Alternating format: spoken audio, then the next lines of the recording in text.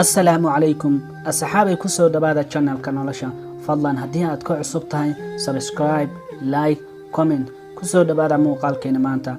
hana qonin qof magac raadinaya noqon qof qiimo leh waxa dhibta daran aan u malaynayno ayaa badnaa nooga jiro khayr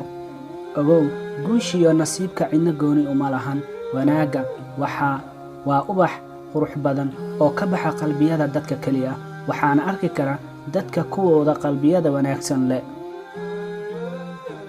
haddii aan damacsanahay inaan aruurino ubaxyo sida ubax beerta ku yaal waa inaan barnaa sidaan ula qabsan lahayn qoraxda nolosha quruxda badan waxay ku bilaabataa qalbiyada quruxda badan ha ka cabsanin dhimashada ka cabsa meesha aad ku dhiman doonto wanaaga iyo saameynta taas ayaa muhiim ah dadka ugu tag waxay kugu soo xasuustaan oo wanaag ah dhib ma jiro waa masaafo u dhaxaysa rajada iyo dhibka kaliya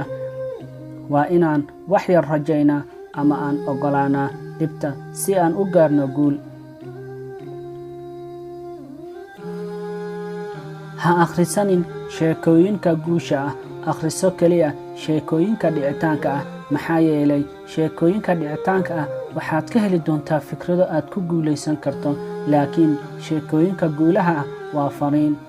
haddii aad weli ka walwalsan tahay wixii shalay dhacay way adag tahay inaad guul gaarto maanta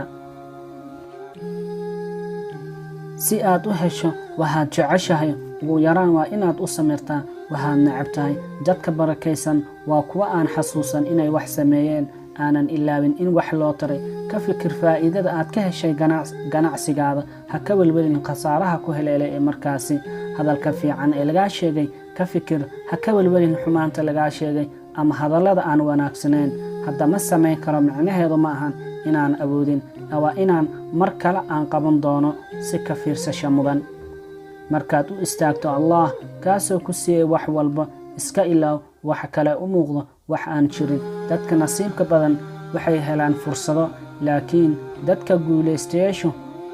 fursadaha iyaga ayaa samaysto laakiin guulaystayaashu waa kuwa u bedela dhibaatooyinkooda guul jacaylku waa farxad balanta waa ammaano runti waa markhaati quruxda waa dabeecad guurku waa calab xaqa u heeli xalaal cun xaaraanta iska ilaali xishoodka ku dadaal xurmo islaamka xafid qur'aanka xukun naftaada xaqa ku dadaal xiriiri qaraabada xanta ka dheeraaw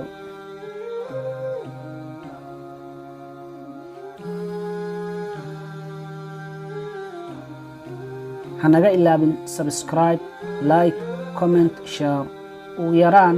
gaarsii hal qof aad ayaa u mahadsantihiin السلام عليكم ورحمة الله وبركاته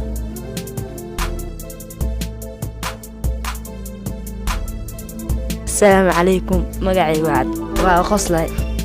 فضلا هداك عصبتاي ماشو سبسكرايب لايك كومنت شير